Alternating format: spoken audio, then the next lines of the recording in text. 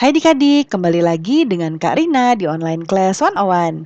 Kali ini kita akan belajar kelas 4, tema 4, subtema 1, jenis-jenis pekerjaan. Di pembelajaran 6, kita akan belajar Bahasa Indonesia, PPKN, dan PJOK di halaman 44 sampai dengan 49.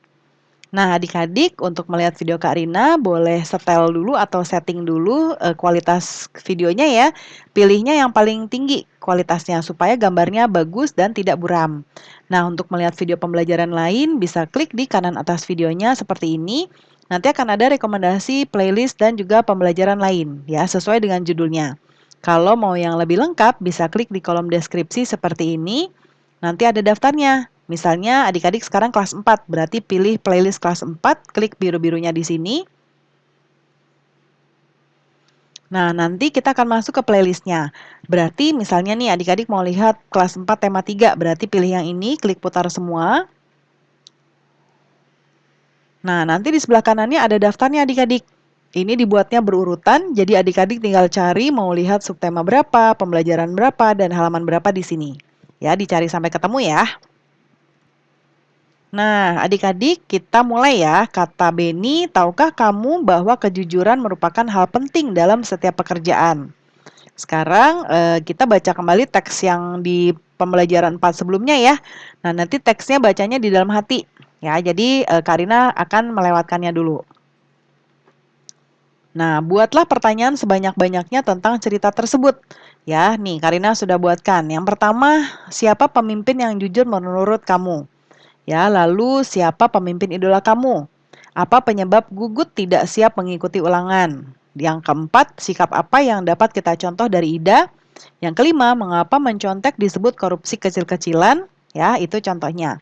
Lalu pertanyaan yang harus kita jawab berikutnya, tuliskan pendapatmu tentang masing-masing tokoh yang terdapat dalam cerita. Jadi tentang Ida, Ida itu anak cerdas, sederhana, dan jujur sehingga dia patut dijadikan teladan di sekolah. Sedangkan Gugut, anak yang malas belajar dan tidak jujur ketika ulangan. Sikap Gugut pada cerita di atas tidak patut untuk ditiru. Yang kedua, tuliskan pendapatmu tentang konflik yang terjadi.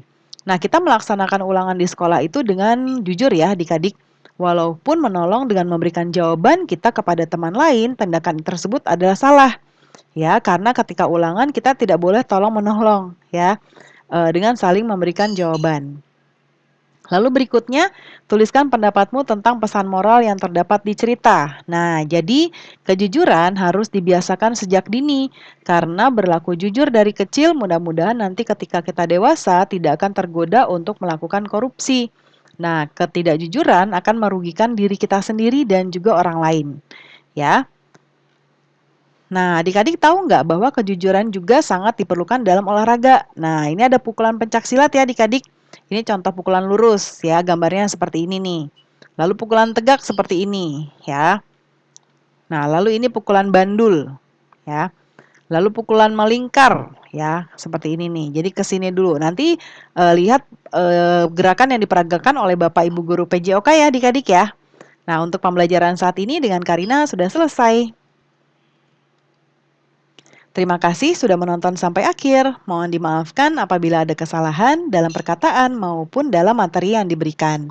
Sampai jumpa di pembelajaran berikutnya. Dadah.